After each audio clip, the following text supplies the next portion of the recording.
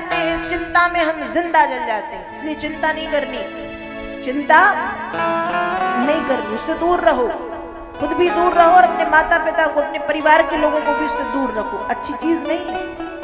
नारद जी चिंता में है, सनत कुमारों ने देखा, तुरंत समझाया, मां चिंता कुरुदेवर्षि। नारद जी चिंता मत करो, हर्षम चित्ते समावह, अपने हृदय में हर्ष लाओ, प्रसन्नता लाओ। ज्ञान वैराग्य कैसे जागेंगे? जाग जाएंगे। उपाय सुख साध्योत्र, उपाय हमको भी मालूम है और उपाय आपको भी मालूम है। आप भूल गए हैं पर जानते आप भी हैं। और सनत कुमार आदि ऋषियों ने उपाय बताया है कि हे नारद जी, आप चिंता ना करें, यज्ञ बहुत से हैं, बहुत से यज्ञों में एक श्रेष्ठ यज्ञ है जिसको कहा जाता है सप्ताह ज्ञान यज्ञ, श्रीमद् भागवत की कथा।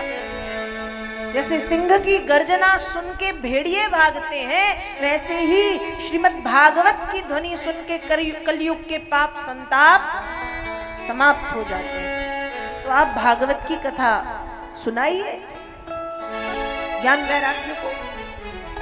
अब नारद जी कहे प्रभु कथा तो सुना दूं, लेकिन कथा करवानी कहाँ चाहिए?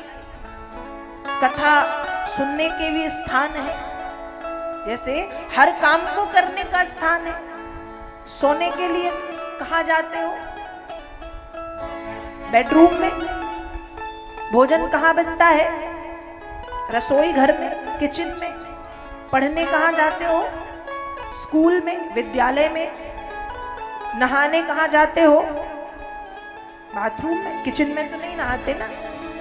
जैसे हर काम को करने के लिए स्थान निश्चित है, वैसे ही भागवत की कथा को करने का भी स्थान बताया।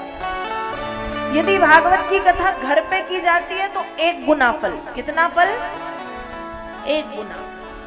यदि भागवत की कथा मंदिर में की जाती है तो 10 गुना फल। कितना फल? 10 गुना। लेकिन यदि यही कथा मां नर्मदा, गंगा, यमुना या किसी भी पवित्र नदी के तट पर की जाती है ना, तो अनंत गुना फल मिलता है। कितना फल मिलता है? अनंत। आनंद टीवी से जुड़ने के लिए आप हमें व्हाट्सएप करें 9277395752 पर।